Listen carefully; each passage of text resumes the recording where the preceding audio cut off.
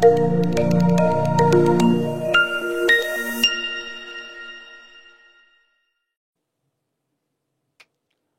To Gurukulam IAS. TNUSRB sub இன்ஸ்பெக்டரோட தொடர்ச்சி. இப்போ நம்ம அடுத்து பேச போகிறது பார்ட் 3. 51 அடுத்த 100 வரைக்கும் இருக்க வீடியோஸை பேச போகிறோம். கொஷின்ஸை. ஓகே. மயிலாட்டம் கரகாட்டத்தின் துணையாட்டம். சரி. ஒயிலாட்டம் கம்பீரத்துடன் ஆடுதல். சரி. புலியாட்டம் வேளாண்மை செய்வோரின் கலையாக இருந்ததுன்னு சொல்றாங்க. அதை மட்டும் மாறி கொடுத்துருக்காங்க. புலியாட்டம் தமிழக மக்களின் வீரத்தை சொல்வது. அடுத்து தெருக்கூத்து வேளாண்மை செய்வரோட பண்றது. இந்த தெருக்கூத்துல முக்கியமான வழிபாடு என்ன வழிபாடு அப்படின்னா நோட் பண்ணிக்கோங்க. திரௌபதி அம்மன் வழிபாடு. நம்ம புத்தகத்திலே தெளிவா கொடுத்திருப்பாங்க. திரௌபதி அம்மன் வழிபாடு. சரியா? அந்த திரௌபதி அம்மன் வழிபாட்டின் அடிப்படையில தான் ரொம்ப முக்கியமா இந்த தெருக்கூத்தெல்லாம் நடக்கும். சரியா? அதே மாதிரி நாடக கலைகளை மீட்டெடுப்பது எனது குறிக்கோள் அப்படின்னு சொன்னவர். நாடக கலைகளை மீட்டெடுப்பது எமது குறிக்கோள் அப்படின்னு சொன்னவர் யார் அப்படின்னா நான் முத்துச்சாமி. உங்க புத்தகத்துல மேலும் அறிந்து கொள்வோல கொடுத்திருப்பாங்க. இது எந்த புத்தகம் அப்படின்னா 10ஆம் வகுப்பு தமிழ் புத்தகம். நாடக கலையை மீட்டெடுப்பது எம் குறிக்கோள். நான் முத்துச்சாமி. இவர் ரொம்ப ஃபேமஸான ஒன்று வச்சு நடத்தியிருப்பாரு. ஒரு அமைப்பு கூத்துப்பட்டறை. சென்னையில நினைக்கிறேன். கூத்துப்பட்டறை அந்த அமைப்பு வச்சு நடத்தினவர் தான் நான் முத்துச்சாமி. ரொம்ப முக்கியமான ஆள். அடுத்து கீழே பாருங்க. இலக்கண குறிப்பு தருக. இந்த இலக்கண குறிப்பை பொறுத்தவரை ரொம்ப ஈஸியா கெஸ் பண்ணலாம். மேக்ஸ் மாதிரி தான் கிட்டத்தட்ட. ஆனா கரெக்டா இருக்கணும் கெஸ்ஸிங். காதொளிர் குண்டலமும் கைக்கு வளாபதியும் அப்படின்ற ஒரு பாட்டு இருக்கு. கவியோகி சுத்தானந்த பாரதியாரோட பாட்டு. காதொளிர் குண்டலமும் கைக்கு வளையாபதியும் அப்படின்னு சொல்லுவாங்க. இங்க பாருங்க. உம்மு வெளிப்பட்டு வந்திருக்கு. உம்மு இம்முன்றது வெளிப்பட்டு வந்திருக்கு. சோ எண்ணுமை இதுக்கான விடை. சரியா? இது நல்லா கவனிங்க. குண்டலம். சரியா? குண்டலத்துல இம்மு வெளிப்படக்கூடாது. குண்டலம் குலை. இதை நீங்க சொல்லி பாருங்க. குண்டலமும் குலையும் காதும் மறைஞ்சு வந்திருக்கு. குண்டலமும் குலையும் காதும் மறைஞ்சு வந்துச்சு அப்படின்னா மறைந்து வந்தாள் அது உண்மை தொகை. சரியா? சார் ஓமை தொகைன்னு கொடுத்திருக்கானே அப்படின்னா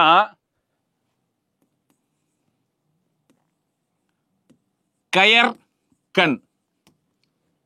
கயல் போன்ற கண். கயல் விழியாள் மயில் விழியாள் மயில் போன்ற கண். கயர் போன்ற. கயர்னா இங்க மீன் போன்ற கண். போன்ற போல அப்படின்ற ஓம உறுப்பு மறைஞ்சு வந்தா அது ஓமை தொகை. முற்றுமை அப்படின்னா நல்லா கவனிங்க. ஒரே ஒரு வார்த்தை தான். குண்டலமும் முடிஞ்சு. அவ்வளவுதான். இவ்வளவுதான் மை விகுதியை வச்சு உண்மை தொகையில கேட்க முடியும். ஈஸியா கெஸ் பண்ணி கரெக்டா போடணும். அடுத்த 53வது கேள்வியை பாருங்க. கேள்வி என்ன கேட்கப்பட்டிருக்கு? இலக்கண குறிப்புல விட்டு விட்டு அப்படின்னா ஈஸியா போட்டுடலாம். அடுக்கு தொடர் அப்படின்னு சொல்லிடலாம். சார் இங்க இரட்டை கிளவி இருக்கு, எண்ணுமை இருக்கு, ஒரு பொருட்பன்மை இருக்கு. எண்ணுமை நம்ம மேல பார்த்தாச்சு. உம்மு வெளிப்பட்டு வந்தாதான் அது எண்ணுமை அப்படின்னு சொல்லியாச்சு. ஒரு பொருட்பன்மைனா என்ன சார் அப்படின்னா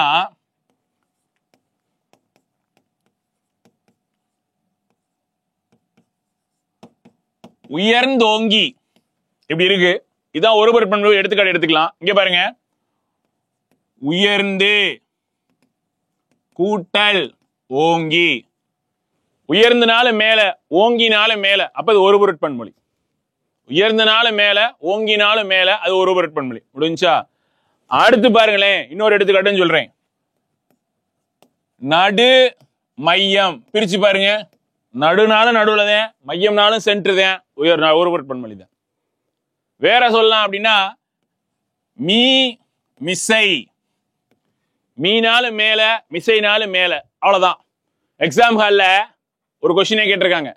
மிசை என்பதன் எதிர்ச்சொல் என்ன? மிசைனா மேல். அப்ப கீழே போட்டுக்கோங்க பள்ளம்.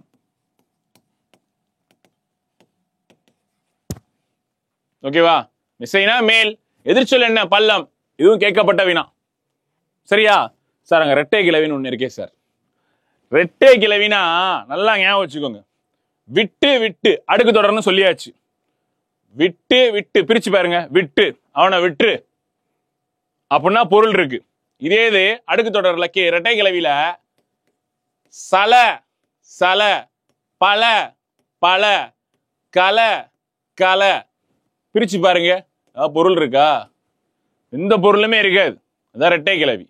கிளவி அப்படின்னா இந்த லா லகரலா பொது லகரம். இந்த லா வந்துருந்துச்சுன்னா அது என்னன்னா கிளவி அப்படின்னா சொல் தமிழ்ல. அடுத்து வாங்க.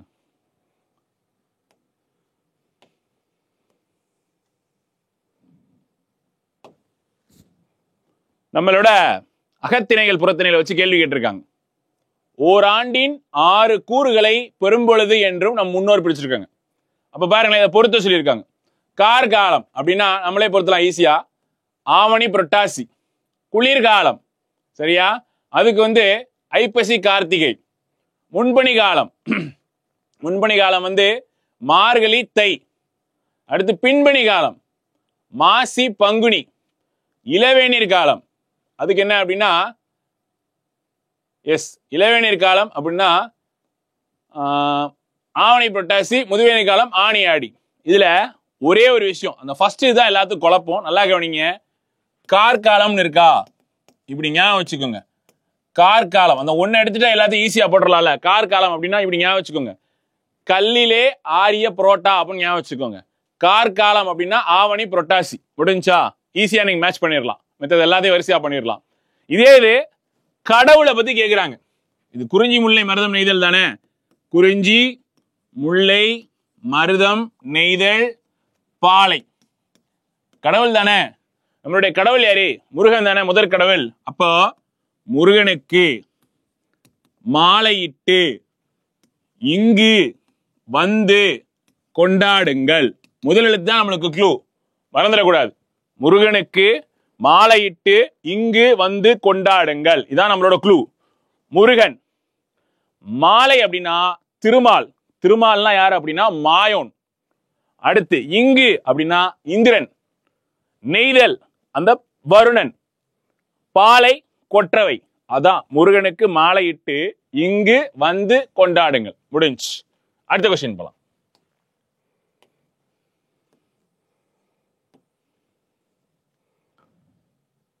நல்ல கொஸ்டின். இது பிரிச்சாதான் பொருள் தெரியணும்.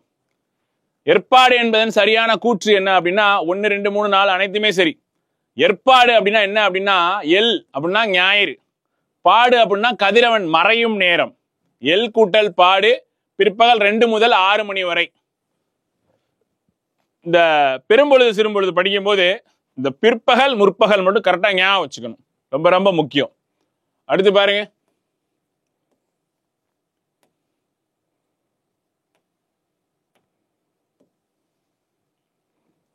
கருபொருள் திணையோட பொருத்தப்படுக. ரொம்ப ரொம்ப ஈஸியான கொஸ்டின். கவனி, இங்க பாருங்க. குறிஞ்சி முல்லை மருதம் நெய்தல் பாலை. குறிஞ்சிக்கு சிறுகுடி சரியா. அடுத்தது முல்லை பாடி சேரி. அடுத்து மருதம் பேரூர் மூதூர். அடுத்து நெய்தல் பட்டினம் பாக்கம். பாலை குறும்பு. கரெக்டா? இது எப்படி தெரியுமா ஏன் வச்சுக்கிறேன்? இங்க பாருங்களேன், நல்லா இந்த லைனை பாருங்க, ஈஸியா புடிச்சிடலாம். என்ன அப்படின்னா சிறுசு குடிச்சு புட்டு சரியா. சிறுசு குடிச்சு புட்டு பாடிக்கிட்டே சேரிக்கு போகுது. சிறுசு குடிச்சு புட்டு பாடிக்கிட்டே சேரிக்கு போகுது. நல்லா கவனிங்க. பட்டினத்திலையும் பாக்கத்திலையும் குறும்பு பண்ணிட்டு பேரூர் மூதூருக்கு ஓடி போயிருது. நல்லா கவனிங்க. ஒரு சின்ன பிள்ளை இருக்கு, திரும்ப சொல்றேன், நல்லா கவனிங்க. சிறுசு குடிச்சு புட்டு பாடிக்கிட்டே சேரிக்கு போகுது.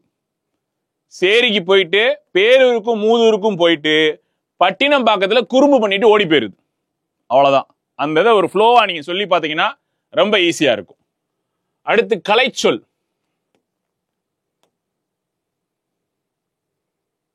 கலைச்சொல் கேட்டிருக்காங்க. சரியான கலைச்சொல்ல பொருத்தணும். ஏஸ்தெட்டிக்ஸ் அப்படின்னா அழகியல் முறியியல். கரெக்ட். டெர்மினாலஜி கலைச்சொல். ஆர்டிஃபேக்ட்ஸ் கலை படைப்புகள். மித் அப்படின்னா தொன்மம். கரெக்ட். அடுத்து பாருங்களேன், உவமை பேரபிள். இதெல்லாம் எப்பயுமே கேட்பான். உவமை அப்படின்னா பேரபிள் கண்டிப்பா கேட்பாங்க. இதெல்லாம் கலை சொல்ல. உவமைனா பேரபிள். அசை சிலபிள். நீங்க பார்த்த புக்லயே இருக்கும். இதெல்லாம் தெரிஞ்சு வச்சுக்கோங்க. ஃபாண்ட்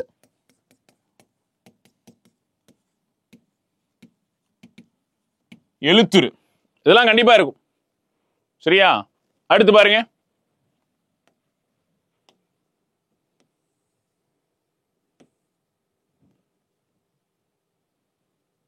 என்ன அணின்னு கேட்டிருக்காங்க. இந்த அணி சொல்றதுக்கு முன்னாடி ஒரு விஷயம் சொல்லிடுறேன். அணிகளில் இன்றியமையாத அணி அப்படின்னு கேள்வி இருந்துச்சுன்னா அதுக்கு விடை வந்து ஓமை அணி தான். ஏன்னா எல்லாத்தையும் ஒத்து சொல்றது.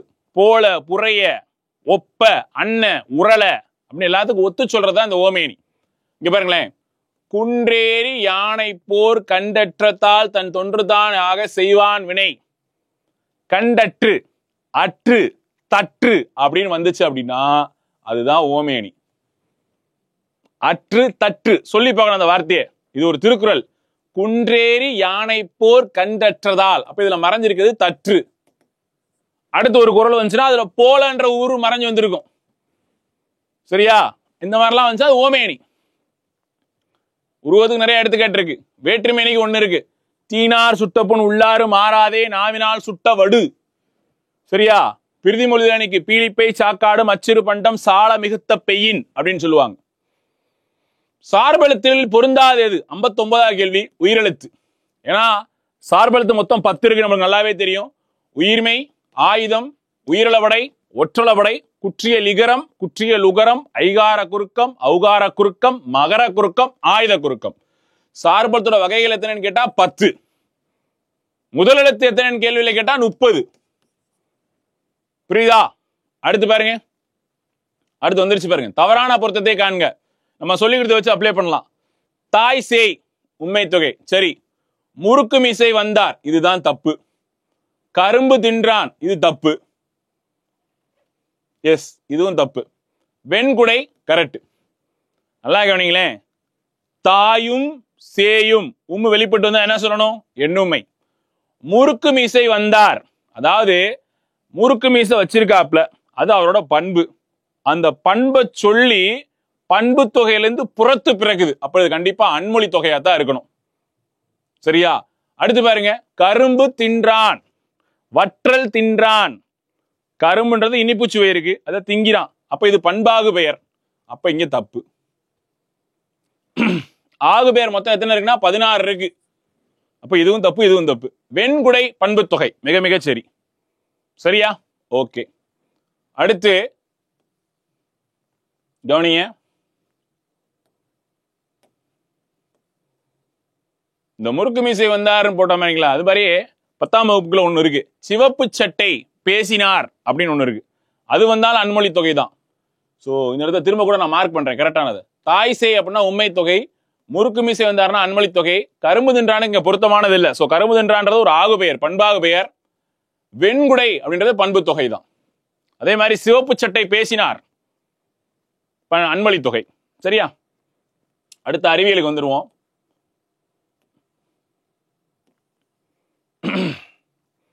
ஃபாதர் ஆஃப் நியூக்ளியர் பிசிக்ஸ்,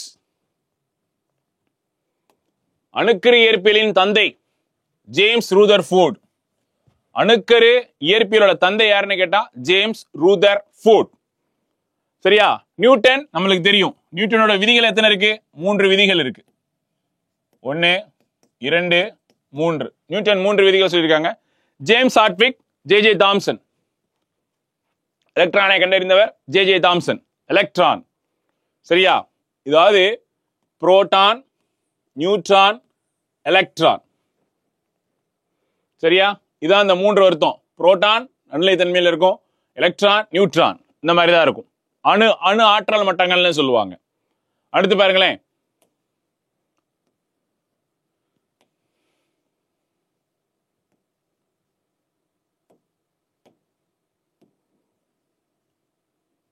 ம் 62 பாருங்க. நல்ல கொஸ்டின். 62 இது ஒரு ரிப்பீட்டடான கொஸ்டின்.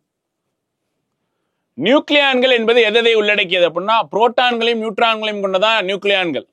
நம்ம பார்த்தோம்ல, புரோட்டான், நியூட்ரான், எலக்ட்ரான்.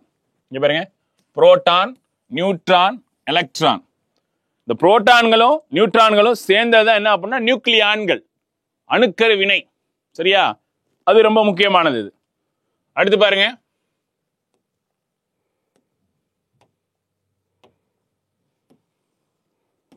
இது ஒரு பொறுத்துக, ரொம்ப ரொம்ப முக்கியமானது. நல்லா கவனிங்க. விடையே சொல்லிடலாம், விடை இங்க போட்டிருக்காங்க, பார்க்கலாம் பாருங்க. ரூதர்ஃபோர்ட் என்ன அப்படின்னா nucleus, J Thomson proton, Goldstein neutron, James Chadwick electron. மேல சொன்னேன்ல, சாட்விக் எலக்ட்ரானை கண்டுபிடிச்சாரு, அதே தான் இங்கேயும் திரும்ப வந்திருக்கு, வேற எதுவும் கிடையாது. அடுத்து பாருங்க,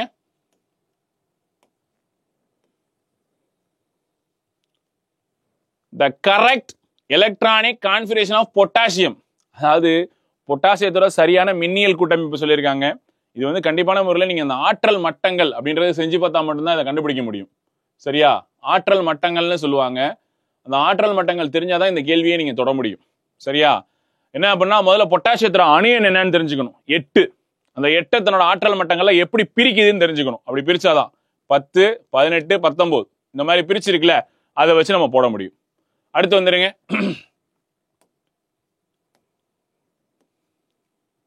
அறுபத்தி என்ன கேள்வி கேட்டிருக்காங்க? ஒரு பொறுத்துக சொல்லியிருக்காங்க. சரியா? என்ன அப்படின்னா, குவாண்டம் எண் அப்படின்னு சொல்லுவாங்க. குவாண்டம் எண், முதன்மை குவாண்டம் எண் அப்படின்னா முக்கிய ஆற்றல் நிலை எண். ஓகே, இங்கிலீஷ்லயே வாசிடுறேமே. ஓ சரி, தமிழ்ல வாசிக்கலாம். அலிமுத்த குவாண்டம் எண். அலிமுத்த குவாண்டம் எண் அப்படின்னா உப விரிவாக்கம் எண் 2. காந்த குவாண்டம் எண் அப்படின்னா நிலைகளின் திசை அமைப்பு 3. சுழற்சி குவாண்டம் எண் அப்படின்னா மின்னியல் சுழற்சி. ஓகேவா? அப்ப நல்லா கவனிங்க. முதன்மை குவாண்டம் எண் அப்படின்னா முக்கிய ஆற்றல் எண், அலிமுத்த குவாண்டம் எண்னா உப விரிவாக்கம், காந்த குவாண்டம் எண் அப்படின்னா நிலைகளின் திசை அமைப்பு, சுழற்சி குவாண்டம் எண்ணா மின்னணுவியல் சுழற்சி. ஓகேவா? அடுத்து பாருங்க.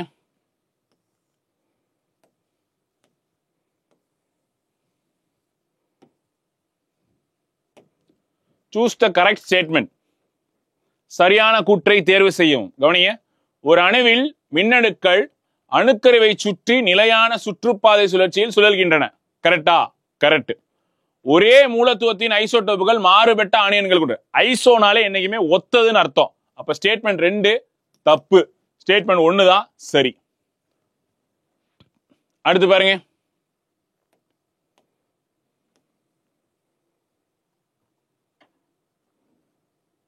Okay, choose the correct statement. பலவிகித சட்டத்தை, லா ஆஃப் மல்டிபிள் ப்ரொபோர்ஷன்ஸ், இது ஜெர்மேஸ் ரிச்சர் என்பவர் 1792ஆம் ஆண்டு கண்டுபிடிச்சிருக்காருன்னு சொல்றாங்க. தப்பு. ரிச்சருக்கும் இந்த பலவிகித சட்டம், லா ஆஃப் மல்டிபிள் ப்ரொபோர்ஷனுக்கும் சம்பந்தமே கிடையாது. நிலையீட்டு விகித சட்டத்தை, law of reciprocal proportions, John Dalton. John Dalton கிடையாது. அணு கொள்கையின் மாதிரியை கொடுத்தவர் தான் ஜான் டால்டன். அவருக்கும் இதுக்கும் எதுவுமே சம்பந்தம் கிடையாது. சோ விடை வந்து டி. ரெண்டுமே தப்பு. அடுத்து வாங்க.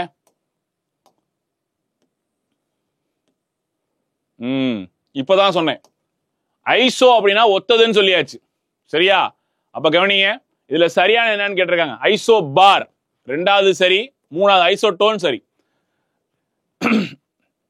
இந்த ஐசோடோப்னா என்ன அப்படின்னா ஒரே மாதிரியான அணு எண் மற்றும் வேறுபட்ட நிறையன். மாஸ் தான் வேற வேறையா இருக்கும். அப்ப அதான் ஐசோடோப்பு. அப்ப ஃபர்ஸ்ட் இது தப்பு, 2வதும் 3வதும் சரி. அடுத்து பாருங்க.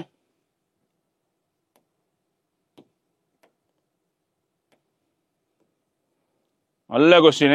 69 கண்டிப்பா கேட்கக்கூடிய கொஸ்டின். கவனிங்களேன். காய்ச்சல் நோய்க்கான சிகிச்சையில், இங்க பாத்துக்கலாம், காய்டர் நோய்க்கான சிகிச்சை. காய்டர்னா என்ன அப்படின்னா முன்கழுத்து கலலை. சரியா? அயடின் பற்றாக்குறையால ஏற்படும், அதான் முன்கழுத்து கலலைன்னு சொல்லுவாங்க. Goitre disease. இந்த காய்டர் டிசீஸ் இருக்கு பாத்தீங்களா, இது வந்து சின்ன குழந்தைகளுக்கு இருந்துச்சுன்னா அதுக்கு பேரு மிக்சிடிமா. பெரியவர்களுக்கு அது முத்துச்சுன்னா கிரேவின்ற டிசீஸுக்கு போயிடும். கிரிட்டினிசம் கிரேவினுக்கு போகும். ரொம்ப டீப், அது வேண்டாம். இதுக்கான ட்ரீட்மெண்ட் என்ன அப்படின்னா அயடின் 131, அயடின் 131. சார் இந்த பாஸ்பரஸ் 32 இதுக்காக பயன்படுமா அப்படின்னா தோல் சார்ந்த புற்றுநோய்களை கண்டறிய பயன்படும். இப்ப நீங்க போனீங்கன்னா உங்களுக்கு ஸ்கேன் எடுங்க எல்லாம் சொல்றாங்கல்ல, அதெல்லாம் இதுக்குள்ளதான், இந்த ஐசோடோப்ல தான். இதுல திரவ ஹீலியம் இருக்கும். இது மூலியமா எல்லாமே எடுப்பாங்க. அடுத்து பாருங்க. ஆல்பா துகள் என்பது டேஸ் அயான்கள் அப்படின்னு கேட்டிருக்காங்க. ஹீலியம். ஹீலியம் திரவ ஹீலியம்னு சொல்லுவாங்க இந்த இடத்துல. இப்போ இதுக்கு ஒரு எக்ஸாம்பிள் சொல்லணும் அப்படின்னா, இது எக்ஸாம்பிள் கேட்டது. எம்ஆர்ஐன்னு சொல்லுவாங்க. எம்ஆர்ஐ ஸ்கேன்ஸ் சொல்லுவாங்க, மேக்னெட்டிக் ஸ்கேன்ஸ் அப்படின்னு சொல்லுவாங்கல்ல. இந்த எம்ஆர்ஐ ஸ்கேன்ஸ்ல அதிகமா என்ன பயன்படுத்துறாங்க அப்படின்னா இந்த ஹீலியம் கரெக்டா அதை ஸ்கேன் பண்ணி கொடுக்கும். அதுக்கு தான் எம்ஆர்ஐ ஸ்கேன்ஸ் அப்படின்றத பயன்படுத்துறாங்க. அடுத்து பாருங்களேன்,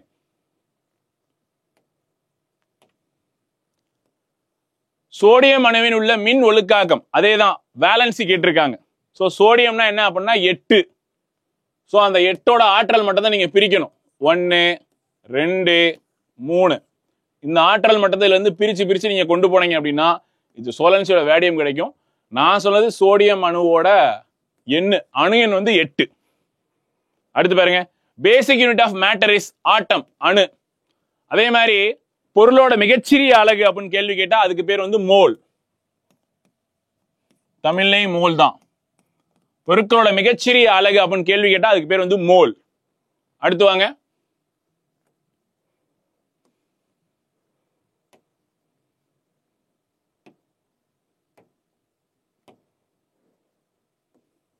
எழுபத்தி 3 பாருங்க, neutron particle. Neutron particle, ion, hydrogen, positively charge அப்படின்னு சொல்லியிருக்காங்க. ரொம்ப ரொம்ப ஈஸியான கொஸ்டின், நல்லா கவனிங்க. ஆன்சர் வந்து டி. ஓகேவா, கவனிங்க. நடுநிலை துகள்லாம் நியூட்ரான் நடுவில் இருக்கும், பாசிட்டிவ் இருக்கும் நெகட்டிவ் இருக்கும். இரும்பு ஈஸியாவே கண்டுபிடிச்சிடலாம். இரும்பை தான் அயனை தான் ஃபெர்ரம் அப்படின்னு சொல்லுவோம், அதான் ஃபெரிக் பார்ட்டிகல். அடுத்து ஹைட்ரஜன். ஹைட்ரஜன்னா ஒரு மதிப்பெண், ஒன்றும் இல்லை H1+ இப்படி போடுறது இதான் ஹைட்ரஜனோட ஒரு பாண்டு. அடுத்து நேர்மையாக தோர்த்தானு, இங்கிலீஷ்ல பார்த்துடலாம், பாசிட்டிவ்லி சார்ஜ் அப்படின்னா புரோட்டான்.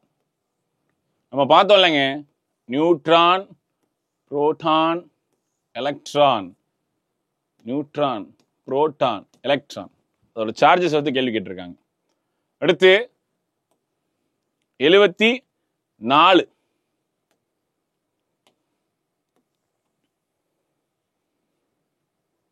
என்ன கேள்வின்னு நல்லா வச்சுக்கோங்க. ஒரு அணுவின் அணு எண் என்பது, ஒரு அணுவோட அணு எண் என்பது என்ன அப்படின்னா புரோட்டான்களின் எண்ணிக்கை. இதெல்லாம் அப்படியே தான் நீங்க படிக்கணும், மாத்தவே கூடாது. அணு எண் அப்படின்னா புரோட்டான், அணு நிறை அப்படின்னா நியூட்ரான், இதை மாத்தவே கூடாது.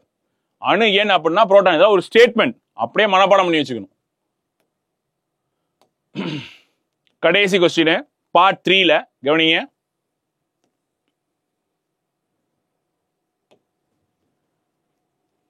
பாருங்க, to write electronic configuration of the principal quantum. Quantum எண்ல number must be known. The number describe the number of its orbit present in the atom. தமிழ்ல பார்க்கலாம். மின்னணு ஒழுங்காக்கத்தை எழுத முதன்மை குவாண்டம் எண் தெரிந்திருக்க வேண்டும். கரெக்ட். குவாண்டமோட ஆற்றல் மட்டம் சொல்றேன் பாருங்க, KMNO, இதான் குவாண்டமோட ஆற்றல் மட்டங்கள். சரியா? இந்த அணுவின் இந்த எண் அணுவில் உள்ள சுற்றுப்பாதையின் எண்ணிக்கை விவரிக்கிறது. கரெக்ட். ஏ சரி, மேலும் RA சரியா விளக்குது. 2 ஸ்டேட்மெண்ட்மே கரெக்ட். ஓகேவா? இவ்வளவு நேரம் நம்ம பார்ட் 3ல இருக்கிற அடுத்த 25 கொஸ்டின்ஸை பார்த்தோம். அடுத்து பார்ட் 4ல பேலன்ஸை பார்க்கலாம். தேங்க்யூ.